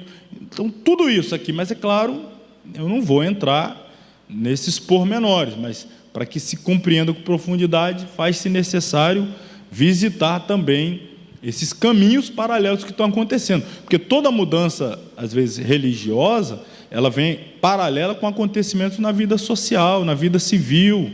Alguma coisa está acontecendo no mundo para que a igreja seja despertada, vá orar, vá buscar. Isso sempre acontece. É perseguição, é opressão social. Aqui a gente precisa entender um pouco disso. Então, anotemos algumas das forças que conduziram a reforma e ajudaram o seu processo, o progresso. Uma dessas forças foi o movimento conhecido como Renascença, ou despertar da Europa para um novo interesse pela literatura, pelas artes, pela ciência, isto é, a transformação dos métodos e propósitos medievais em métodos modernos, exatamente a mudança da Idade Média para a Idade Moderna. A maioria dos estudiosos italianos desse período eram homens destituídos de vida religiosa. Até os próprios papas dessa época destacavam-se mais por sua cultura do que propriamente pela fé. No norte dos Alpes, na Alemanha, na Inglaterra e na França, o movimento possuía sentimento religioso, despertando novo interesse pelas escrituras, pelas línguas grega e hebraica, levando o povo a investigar os verdadeiros fundamentos da fé, independente dos dogmas de Roma. Por toda parte, de norte a sul, a Renascença solapava a Igreja Católica Romana. Então a gente está falando de uma época que prega o livre pensar, a razão, a reflexão, os questionamentos. Não, a gente não deve aceitar tudo, crer cegamente. Precisamos aprender a questionar, a refletir, a racionalizar. Teve alguns fatores negativos, claro, como citei aqui, antropocentrismo, o homem passa a ser o centro do universo. Então começa a ter esse tipo de pensamento, mas em algum ponto foi benéfico porque trouxe essa libertação da cegueira também, de acreditar, cegamente, no que a liderança da igreja fazia, porque era manipulação mesmo barata, não permitiu o povo ler, estudar e confrontar o que eles ensinavam. Em muitos lugares a missa era rezada em latim, e pelo amor de Deus, quem falava latim? Isso não mudou tem muito tempo não, irmãos. Assim, se a gente falar de mais de 1000 e tantos anos de história, pensar que em muitos lugares parou de ter missa em latim, a gente vai falar de 40 anos, 50 talvez, a gente vai dizer que é pouco tempo, que as pessoas entravam na igreja e ainda ficava lá ouvindo o padre, aí sabia que era a hora dele falar o quê? Isso aí, não sabia nem que o camarada falou. Opa, é a deixa, minha vez, agora que eu entro. Amém. O que ele falou ali? Não sei não, nem eu, então, mas deve ser alguma coisa boa. Isso daí as pessoas não racionalizavam, não pensavam, não refletiam. Esse movimento aqui, que evoca o livre pensar, a reflexão, enfim, concomitante a esse movimento das ideias, algumas absurdas, algumas totalmente contraditórias, até a própria Bíblia é verdade. Sim, isso aconteceu, muita coisa ruim aconteceu, mas paralelo a isso, olha o que está acontecendo no mundo das invenções. Acabara-se de ser inventado o quê? A imprensa, e aqui não estou me referindo aí a noticiário, estou falando as impressoras, imprimir Bíblia, livros, acabou de ser inventado, e a imprensa foi inventada, e o arauto é aliado da reforma que se aproximava. A imprensa possibilitou o uso comum das escrituras e incentivou a tradução e a circulação da Bíblia em todos os idiomas da Europa. Começaram a traduzir a Bíblia para as línguas nacionais, porque antes ficava restrito ao grego, hebraico e latim, que era a língua oficial da igreja, e ninguém então entendia nada, mas começaram a traduzir, e à medida que traduzia, a igreja tentava impedir, proibir, mas só que a imprensa tinha sido inventada e já publicava, multiplicava e espalhava, e é aquela história, é como subir numa montanha, pegar aquele monte de pena e soltar, e depois como é que você recupera tudo? Então isso está acontecendo. As escrituras estão sendo espalhadas nas línguas que as pessoas entendem, conseguem ler, compreender, e mas a igreja lá fala isso, aqui o texto fala outra coisa, lá o padre diz assim, olha que o texto aqui frontalmente bate ali com o que ele está dizendo. Então isso está acontecendo. As pessoas, olha aí, que liam a Bíblia, prontamente se convenciam de que a igreja papal estava muito distanciada do ideal do Novo Testamento. Antes eles não liam, falaram, a igreja deve ser isso aí mesmo. Não, eu acho que é isso aí mesmo, deve ser isso aí que Jesus criou, que está na Bíblia, deve ser isso aí. Mas depois que a Bíblia foi traduzida, eles livros, não, peraí, não tem nada a ver com o que Jesus estabeleceu. Não é essa a igreja de Cristo, não é essa a igreja da Bíblia, não é essa a igreja apostólica. Aonde foi que a igreja se perdeu e tomou outro caminho? Está errado, temos que consertar, temos que reformar o que está aí sendo rebentado, Os novos ensinos dos reformadores, logo que eram escritos, também eram logo publicados em livros e folhetos e circulavam aos milhões lá em toda a Europa. Então a mente das pessoas vinham fervilhando com informações que contradiziam tudo que a igreja estava até então ensinando, claro, erroneamente. O povo não se conformava com a contribuição do óbolo de São Pedro para sustentar o Papa e para a construção de majestosos templos em Roma. Havia uma determinação de reduzir o poder dos concílios eclesiásticos, colocando o clero sob o poder das mesmas leis e tribunais que serviam para os leigos. O que é esse óbolo de São Pedro? Foi um documento produzido pelo Papa da época para arrecadar o máximo de dinheiro possível para a construção das que hoje existe lá no Vaticano, as basílicas de São Pedro, São Paulo. E aí, claro, com toda aquela expressão espiritual, os lugares onde estão os restos mortais dos nossos líderes maiores, Pedro, Paulo, precisamos honrar, construir aqui uma igreja opulenta que realmente mostre o nosso apreço, o nosso carinho, o nosso amor pelos nossos primeiros líderes. E com isso, o Papa, então, escreveu esse documento, obrigando, era como se fosse um imposto que todo pertencente à Igreja Romana tinha que pagar, e era pesado. E qual era a contrapartida? Aí nós vamos entender. Mas tem uma contrapartida, você vai contribuir pesadamente.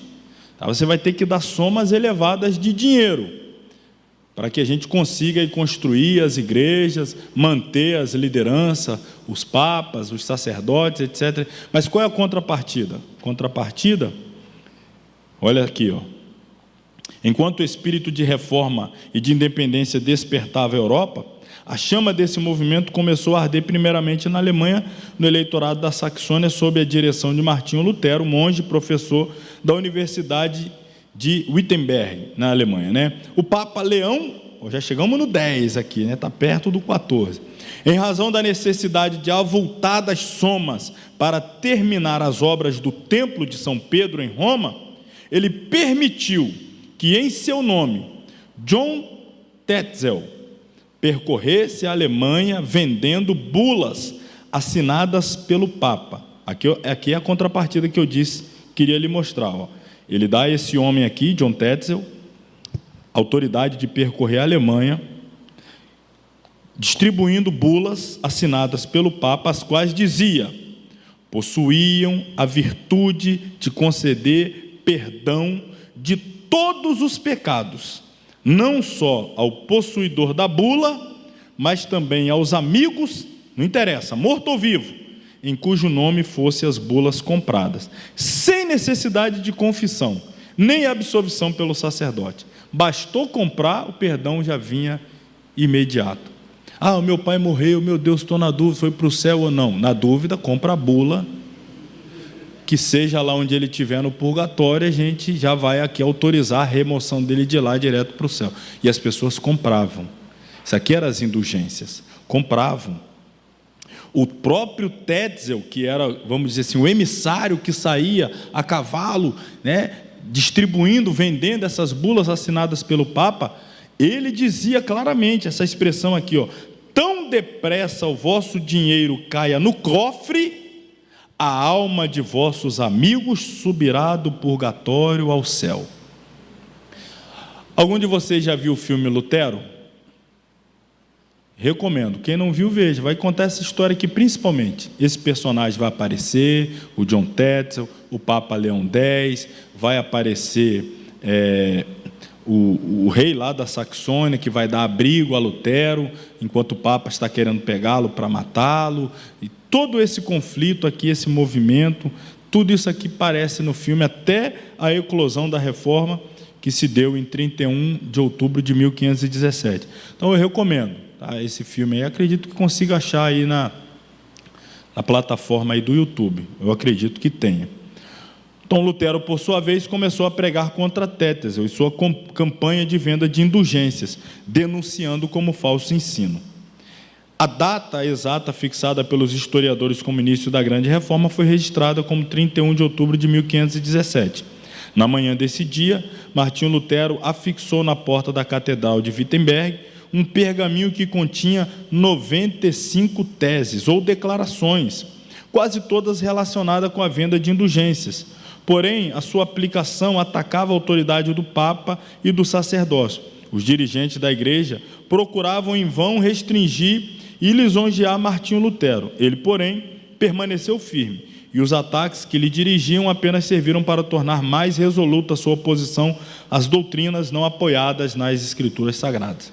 Então, que marco é esse aqui da Reforma? 1517, 31 de dezembro, né? Estamos caminhando aí para 500 e Quantos anos de reforma? 508 anos de reforma, aliás.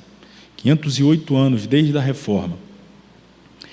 Foi quando ele prega na porta da igreja 95 pontos que ele mostra nas Escrituras que contraria o que era ensinada pelo Papa.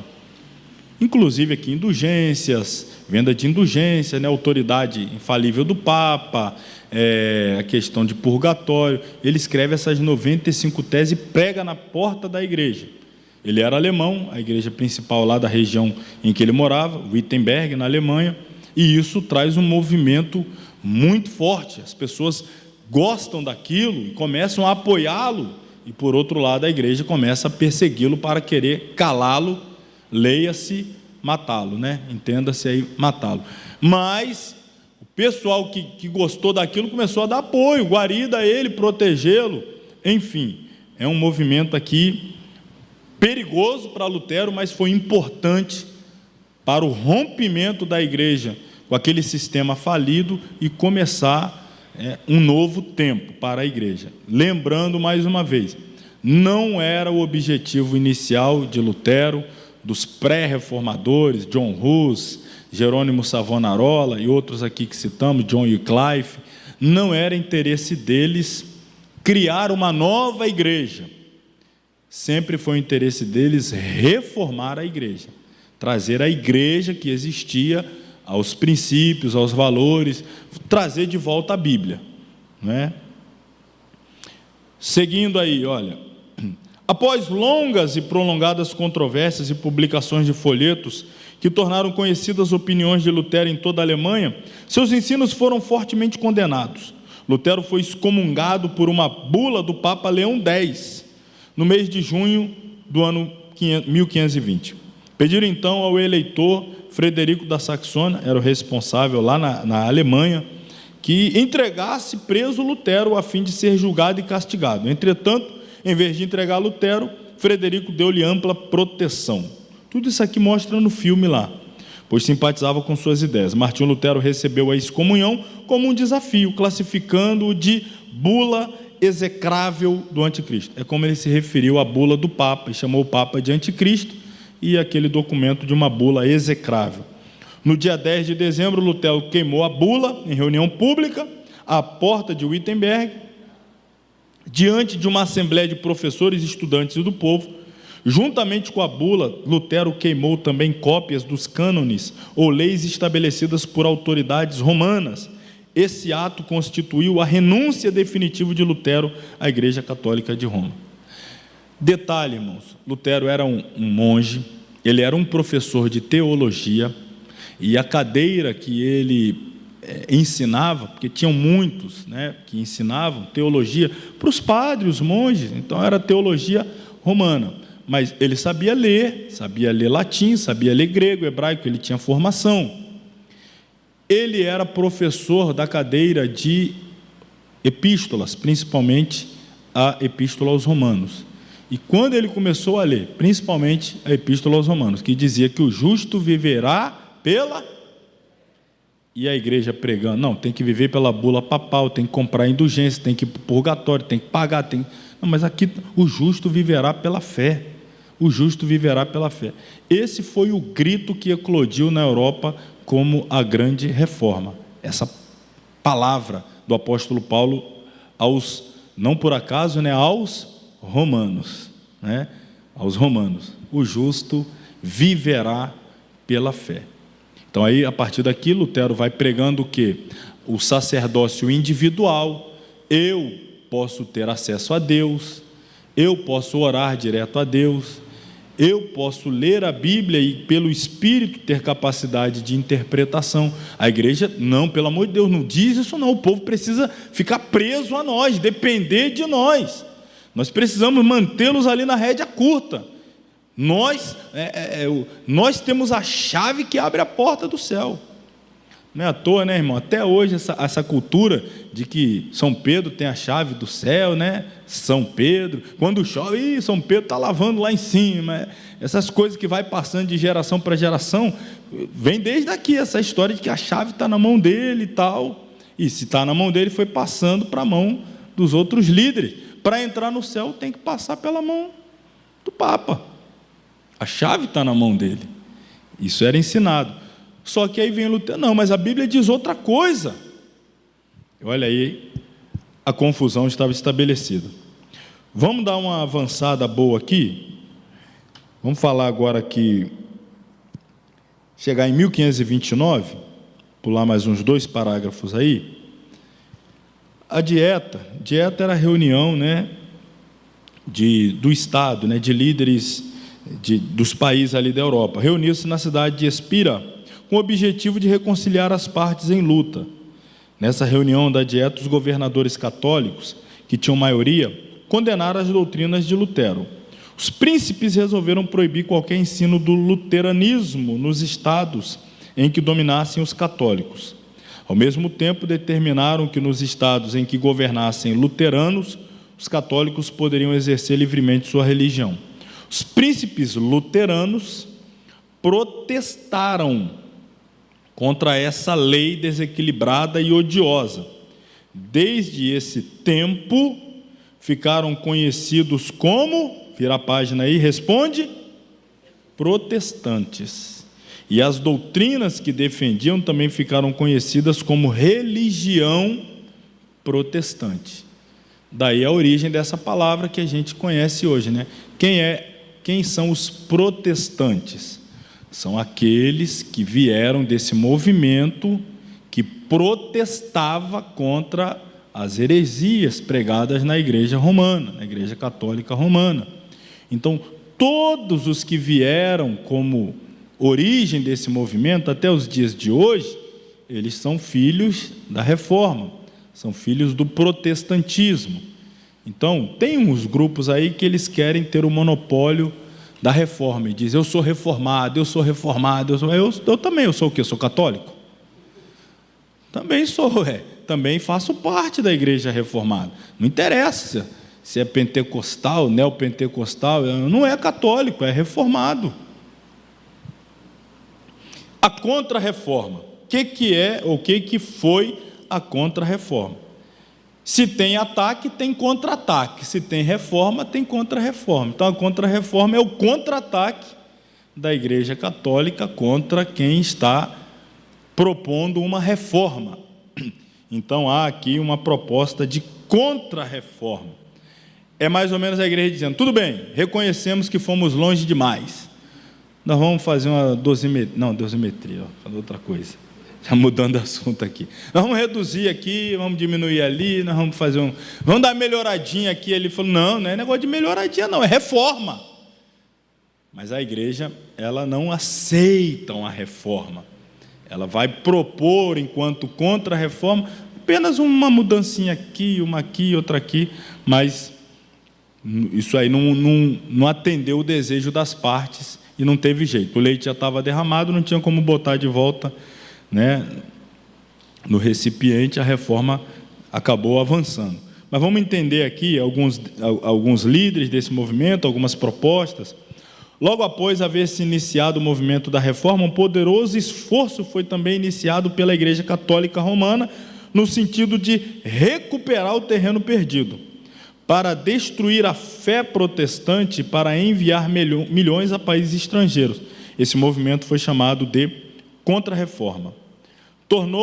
Tentou-se fazer a reforma dentro da própria igreja por via do Concílio de Trento, convocado no ano de 1545 pelo Papa Paulo III, principalmente com o objetivo de investigar os motivos e pôr fim aos abusos que deram causa à reforma. O concílio era composto de todos os bispos e abades da igreja e durou quase 20 anos, durante os governos de 4 papas, de 1545 a 1563, 18 anos ali de discussão para tentar chegar a um denominador comum do que poderia ou não ser removido da igreja, para ver se trazia de volta aqueles que haviam saído, né? Era uma tentativa de busca daqueles que haviam aderido ao movimento da reforma. Então, todos esperavam que a separação entre católicos e protestantes teria um fim, e que a igreja ficaria outra vez unida. Contudo, tal coisa não sucedeu. Fizeram-se, porém, muitas reformas na Igreja Católica e as doutrinas foram definitivamente estabelecidas. Os próprios protestantes admitem que, depois do Concílio de Trento, os papas se conduziram com mais acerto do que os que governaram antes do concílio. O resultado dessa reunião pode ser considerado como uma reforma conservadora, diria tímida, dentro da Igreja Católica Romana. De ainda maior influência na Contra-Reforma foi a Ordem dos Jesuítas, fundadas em 1534 pelo espanhol Inácio de Loyola. Era uma ordem monástica caracterizada pela combinação de mais severa disciplina, intensa lealdade à Igreja e à ordem, profunda devoção religiosa e um marcado esforço para arrebanhar prosélitos. O que é arrebanhar prosélitos? É converter não católicos ao catolicismo. Principalmente, 1534. O que está acontecendo no mundo? As grandes navegações, a descoberta aqui, aspas, descobriu a América, os países aqui. Com esses vinham as ordens jesuítas, para fazer o proselitismo. O que esse povo lá que vocês encontraram nas Américas adora? Anda pelado lá, adorando sol, luz, estrela, terra, árvore, animal. Não, vamos converter esse povo todo. Bota a roupa neles e diz que agora eles são católicos. Faz logo uma igreja. Acharam aonde? Achamos aqui um país. Qual o nome? Brasil. Entraram por onde? Porto Seguro. Crava logo uma cruz grande aí. Tem ou não tem isso lá? Até hoje, A entrada, ela crava logo uma cruz e já decreta logo, o país aqui é da igreja. Desde então é isso que tem acontecido. Começou a acontecer, foi avançando, e a evangelização, as técnicas evangelizadoras deles eram terríveis. Dos jesuítas, Seu principal objetivo era combater o movimento protestante, tanto com métodos conhecidos, como com formas secretas. Espada, formas secretas. Tornou-se tão poderosa a ordem dos jesuítas, que teve contra ela a oposição mais severa até mesmo dos países católicos. Eles iam longe demais. Foi suprimida em quase todos os países da Europa, e por decreto do Papa Clemente XIV, no ano de 1773, a ordem dos jesuítas foi proibida de funcionar dentro da igreja. Apesar desse fato, ela continuou a funcionar, secretamente por algum tempo, mais tarde abertamente sendo reconhecida pelo Papa em 1814. Hoje é uma das forças mais ativas para divulgar e fortalecer a Igreja Católica em todo o mundo. A perseguição ativa foi outra arma poderosa usada para impedir o crescente espírito da reforma. É certo que os protestantes também perseguiram e até mataram, porém, geralmente isso aconteceu como sentimentos políticos e não religiosos. Entretanto, no continente europeu, todos os governos católicos preocupavam-se em extirpar a fé protestante, usando para isso a espada. Na Espanha, estabeleceu-se a Inquisição, na qual inumerável multidão sofreu torturas e muitas pessoas foram queimadas vivas.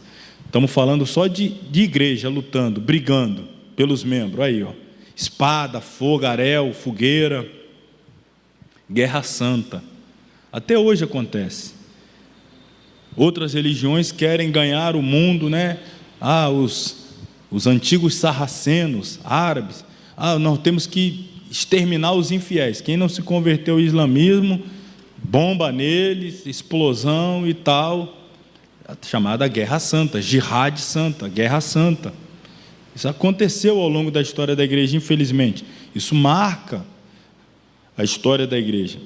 Próximo parágrafo aqui, a gente vai falar de um acontecimento, um dos mais marcantes, dentro desse período de perseguição e matança, com o objetivo de evangelizar.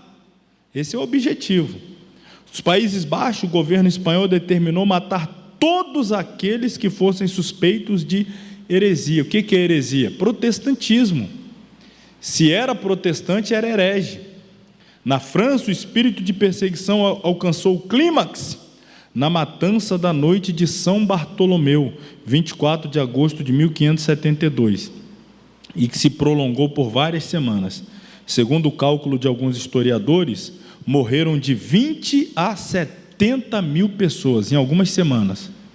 Tudo para tentar trazer de volta para a Igreja Católica aqueles que tinham seguido o protestantismo. Essas perseguições nos países em que o governo não era protestante não se retardaram a marcha da reforma, mas em alguns países, principalmente na Boêmia e na Espanha, a extinguiram. Os esforços missionários da Igreja Católica Romana devem ser reconhecidos também como uma das forças da Contra-Reforma. Esses esforços eram dirigidos, em sua maioria, pelos jesuítas e tiveram como resultado a conversão, merece aspas aqui, também das raças nativas da América do Sul, do México e de parte do Canadá. Na Índia e países circunvizinhos, estabeleceu-se missões por intermédio de Francisco Xavier, um dos fundadores da Sociedade dos Jesuítas. As missões católicas nos países pagãos iniciaram-se séculos antes das missões protestantes e conquistaram um grande número de membros e, bem assim, poder para a respectiva igreja. Por exemplo, se a gente falar de Américas, América do Sul, Central e América do Norte, um fenômeno que se sabe, que a história conta, é que os países responsáveis pela colonização, como chamavam, né? Essa dominação da Europa, do continente americano, os países que foram colonizar o norte já eram países protestantes. A Inglaterra já era protestante quando vai colonizar a América do Norte. E a forma de colonização dos protestantes era diferente dos católicos. Aí vai falar de colônias de exploração, colônias de povoamento. Esses protestantes que estavam sendo perseguidos e mortos na Europa, eles migram para esses países que já estão sendo colonizados por protestantes, América do Norte, Estados Unidos, Canadá, e lá se estabelecem. Então se estabelece já sobre essa cultura de burguesia, de empreendimento, de comércio, de fazer o país crescer. Olha a diferença, anos, décadas, séculos depois, a gente observa a diferença do que se tornaram esses países para os países colonizados pelos aqueles que eram de dominação católica, apenas com o objetivo de exploração. Olha aí a grande diferença. A cultura estabelecida no país, a mentalidade, o tipo de... Só para se ter ideia, são fatos também. Muitos que fugiram dessas perseguições católicas na Europa, principalmente em parte da Holanda, fugiram para o Brasil, se abrigaram em Pernambuco, em Recife, mas a perseguição chegou até eles ali. E expulsos de Recife, eles tiveram que se abrigar na América do Norte. Acharam um lugar lá, tal de Nova York, e resolveram fundar esse lugar. Os que foram expulsos de Recife foram para lá e fundaram a tal de Nova York, que hoje é nada mais, nada menos que a principal cidade do mundo. Por quê? Expulsos da perseguição católica, primeiro na Europa, vieram parar aqui. Muitos historiadores que você vai ler vai dizer isso. Recife era para ser Nova York, mas expulsaram eles de lá e mandaram eles para fora, onde eles foram estabelecer a mentalidade deles, o empreendimento.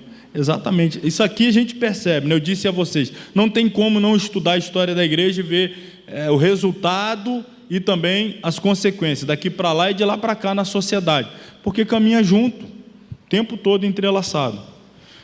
Para a gente concluir, irmãos, vou ler então os 2 últimos parágrafos.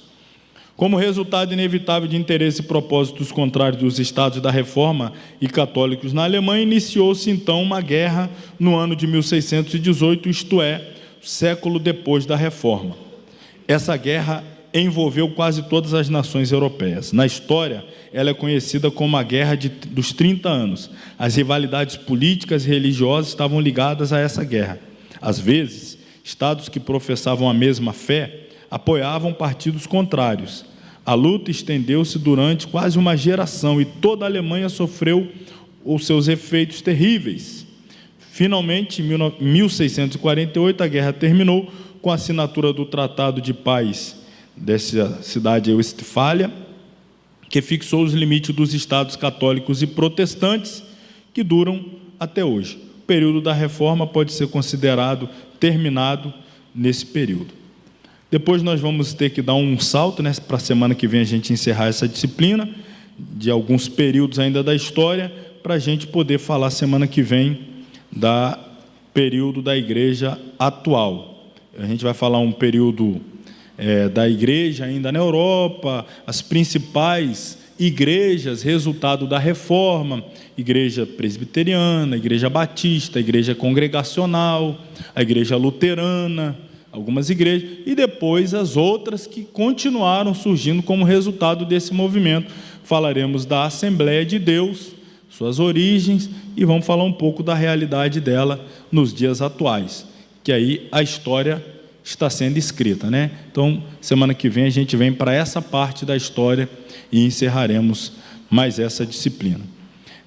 Então, só lembrando os irmãos, quarta-feira que vem, dia 15, aqui estaremos, daremos a última aula, encerraremos este módulo, entregaremos a prova, terá sorteio de livro, e a minha viagem ocorrerá, permitindo o Senhor, na quinta-feira, dia 16, viagem um dia depois, de maneira que não teremos aulas nas quartas-feiras que se seguirão, 22 e 29.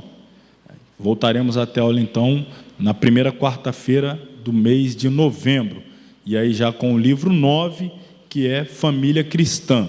Então, os irmãos podem ter suas programações aí nos dias 22 e 29, pois não teremos aula.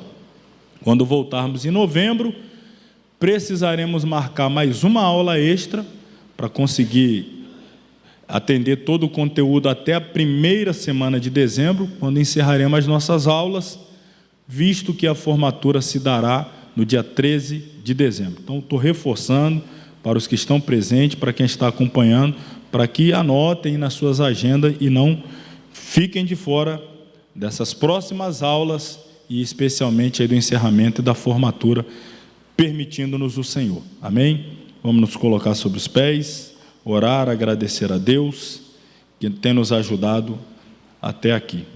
Querido Deus e Pai, nós te damos graça mais uma vez na noite deste dia, pela bênção da aula que acabamos aqui de participar, por aquilo que aprendemos, muitos erros que foram cometidos ao longo da história da igreja, que precisamos rever, revisitar para aprender e não reproduzir em nossos dias. Muito obrigado por nos ajudar a compreender, nos ajuda a aplicar em nossas vidas, em nosso coração, em nosso dia a dia, a Tua Palavra, Pai. O preço foi muito alto, pago para que a Tua Palavra chegasse às nossas mãos. Precisamos valorizá-la, precisamos meditar na mesma, precisamos praticá-la. Nos ajude, nos abençoe, nos dê graça para tal. Assim oramos em nome de Jesus. Amém?